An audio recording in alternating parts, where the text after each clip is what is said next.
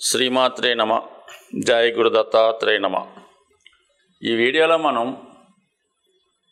July 1వ తారీఖు నుంచి డిసెంబర్ 31వ తారీఖు మధ్యలో జరిగే సుమారుగా ఒక అర్ధ సంవత్సర ఫలితాలు 2024లో రెండవ భాగం ఏ విధంగా జాతకుడికి ఉండబోతుంది.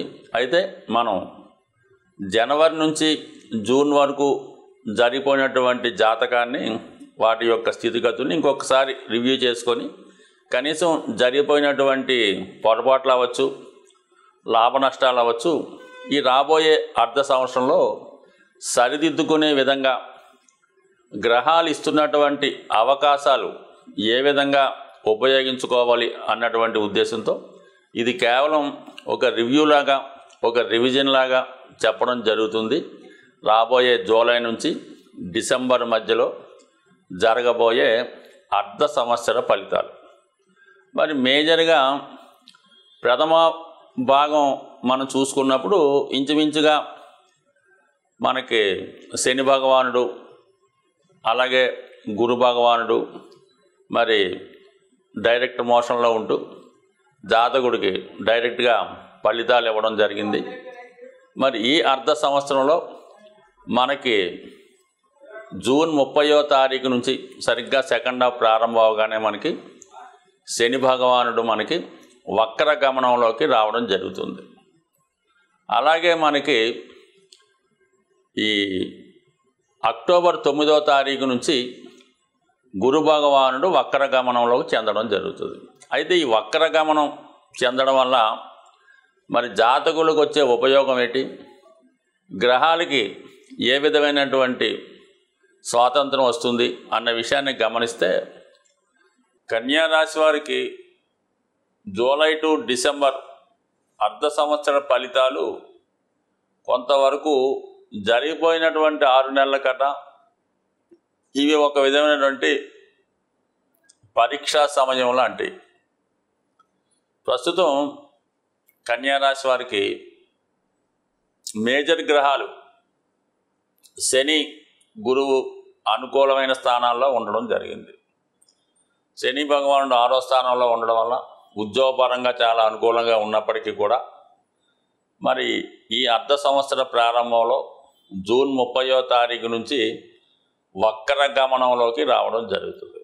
వక్ర గమనంలోకి రావడం అంటే ఇంచుమించుగా స్వతంత్రుడై 5వ భావ ఫలితాలు కూడా ఇవ్వడం జరుగుతుంది.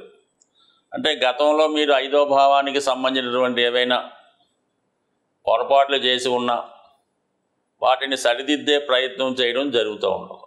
అలాగే గతంలో మీకు ఏమైనా అవకాశాలు మిస్ అయి ఉన్నా తిరిగి వాటిని ఇచ్చే ప్రయత్నం కూడా శని భగవానుడు చేస్తాడు. అంటే శని ఈ కన్యా రాశి వారికి ఉపయోగపడే గ్రహం. అంటే రాష్ట్రాధిపతి బుధుడికి శని మిత్రగ్రహం అవుతూ ఉంటాడు.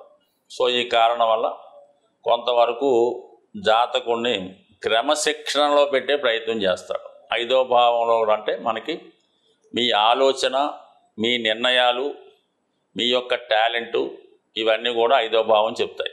ఒక విధంగా రాజ్యాభిషేకం, పట్టాభిషేకం, అలాగే మిమ్మల్ని అనుసరిస్తున్నటువంటి మీ అభిమానులు, మీ యొక్క సంతానం, ఈ అందరి విషయంలో కూడా మీరు ఒక విధమైనటువంటి నిరాశ పొందే అవకాశం ఉంది. పిల్లల విద్య విషయంలో కొంత నిరాశ కలిగే అవకాశం ఉంటుంది. ముఖ్యంగా పెళ్లి సంబంధించిన విషయాలు, ప్రేమకు సంబంధించిన విషయాల్లో చాలా వరకు డిసప్పాయింట్మెంట్ వచ్చే అవకాశం ఉన్నది. కారణం ఏంటంటే 5వ స్థానం అనేది మనసుకు సంబంధించినది. మరి 5లో సాటర్న్ ఉండడం వల్ల ప్రేమించిన వాళ్ళు, మీరు ఎవరినైతే బాగా ఇష్టపడుతున్నారో అది ఎఫైర్ అవ్వచ్చు, ప్రేమ అవ్వచ్చు, మీ పిల్లలు అవ్వచ్చు, మీ బాగా ఆత్మీయులంటే స్నేహితులు అవ్వచ్చు, వాళ్ళకి ఏదో మంచి అవకాశం రావడం వల్ల వాళ్ళు మీ నుంచి దూరం వెళ్ళే అవకాశం ఉంటుంది. దీనివల్ల ఏంటంటే కొద్దిగా విరహతాపం, ఫెయిల్యూర్ వచ్చే అవకాశం ఉంది. అయితే 5లో ఉన్నటువంటి శని ఊరుకుంటాడు, సప్తమాన్ని చూస్తాడు. అక్కడ ఆల్రెడీ రాహు ఉన్నాడు. Rahu separative planet. మరి శని భగవానుడు కూడా సెపరేషన్ చేసే ప్లానెట్. అంటే ఏ భావం ఉంటే ఆ భావాన్ని దూరం చేస్తుంటారు. మరి సప్తమంలో ఈ 2 పాపగ్రహాలు కూడా మిమ్మల్ని వైవాహిక జీవితానికి సంబంధించినటువంటి అనురాగాన్ని దూరం చేస్తారు. అంటే ఏదన్నా వివాహం నిశ్చయమంటే వివాహం వాయిదా పడడం, ఆల్రెడీ వివాహం జరిగి ఉంటే భార్యాభర్తలకి ఎడబాటు రావడం జరుగుతుంది. అంటే భర్తకు చోట భార్యకు చోట ఉద్యోగం రావచ్చు.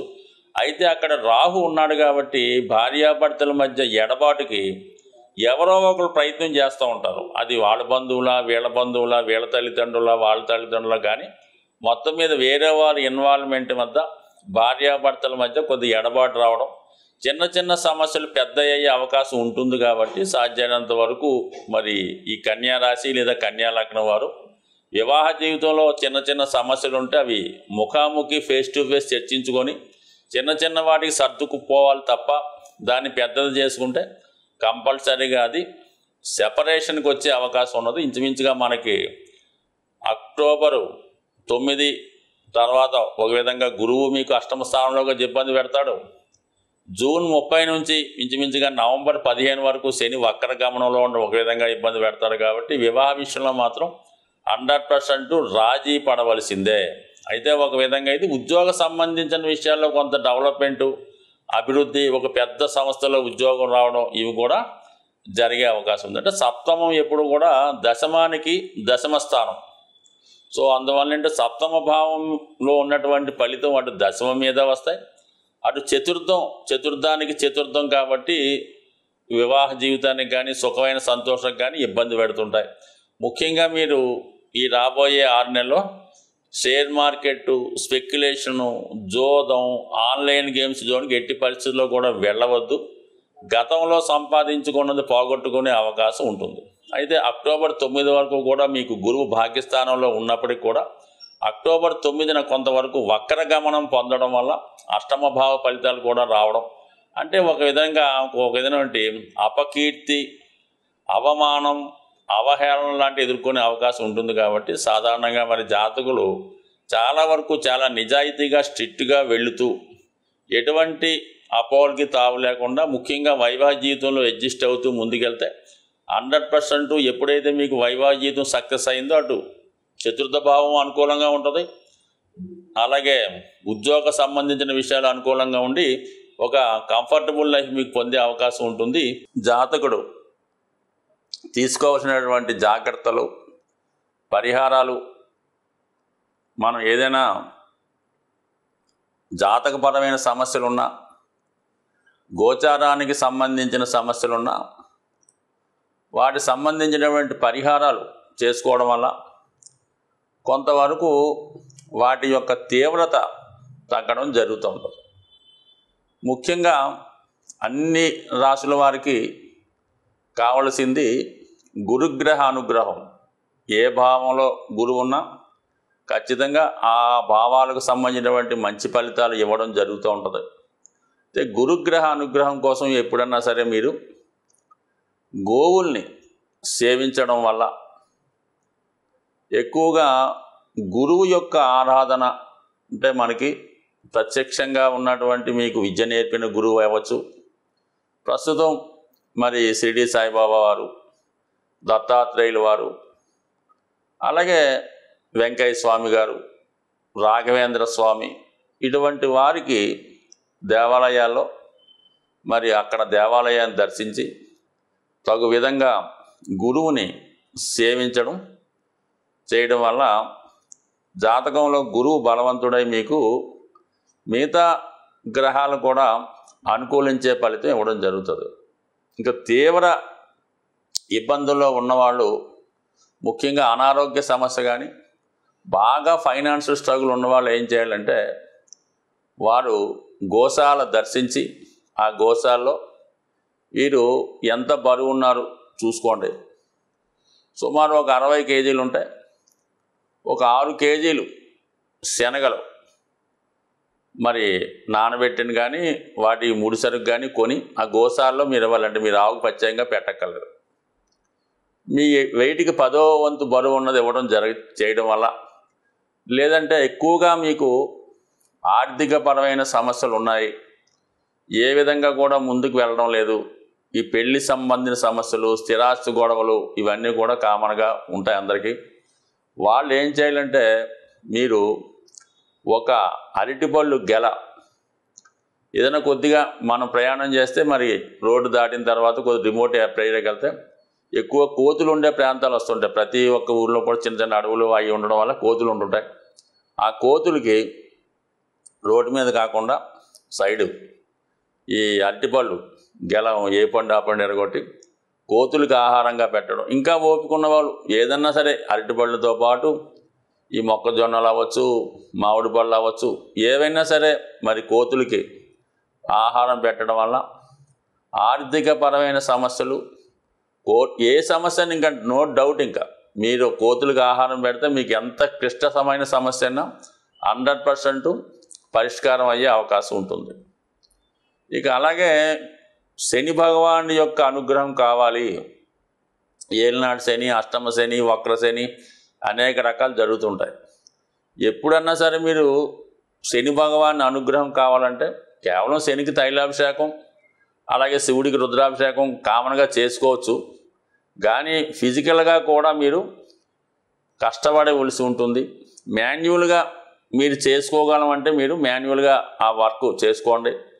ముఖ్యంగా ఎవరైతే నిరాశ్రులై ఉంటారో, వృద్ధులై ఉంటారో, రోగగ్రస్తులై ఉంటారో వాళ్ళకి మీకు తోచిన విధంగా సేవ చేయగలిగితే సేవ చేయండి. వాళ్ళు ఏదైనా రోడ్డు దాటడానికి అవసరమైతే సహాయపడండి. లేదంటే వారికి కప్పుకోనక దుప్పటి కానీ, తినడానికి మంచి ఆహారం కానీ, ముఖ్యంగా మెడిసిన్స్ వాళ్ళకి ఒక నెలకి 2 నెలలకు సరిపోయే మందులు ఇవ్వడం కూడా ఖచ్చితంగా మీకు శని భగవానుడు అనుగ్రహించే అవకాశం ఉంటుంది.